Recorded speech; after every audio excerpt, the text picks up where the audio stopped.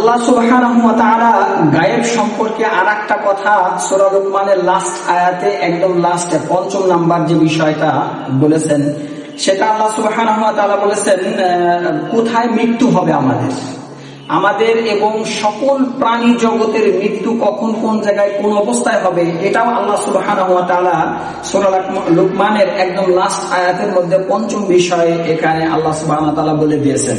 সেটা হচ্ছে ওমা তাদরি নাফসুম বিআইয়ি আরদিন তামুত, ওমা তাদরি নাফসুম বিআইয়ি আরদিন তামুত। আল্লাহ সুবহানাহু ওয়া তাআলা এখানে বলেছেন যে এই গায়েব সম্পর্কে কোন প্রাণী, আমার সৃষ্টি জগতের মধ্যে কোন প্রাণী, মানব জাতি এবং জিন জাতি এবং ফেরেশতার জাতির মধ্যে কেউ জানে না গায়েব সম্পর্কে, যে কার কখন কোন অবস্থায় কোন জায়গায় মৃত্যু হবে।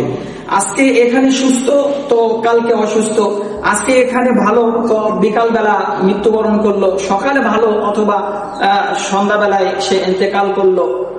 আজকে এখানে আছে তো আগামীকালকে সে দূর দেশে কোন এক জায়গায় যায় ইন্তেকাল করবে।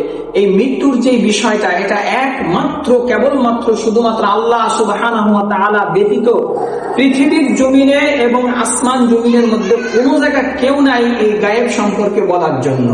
একমাত্র এই মৃত্যু সম্পর্কেও, এই গায়েবটাও আল্লাহ সুবহানাহু ওয়া তাআলা জানেন এবং বোঝেন এবং সবকিছুর জন্য ওয়াকিফান।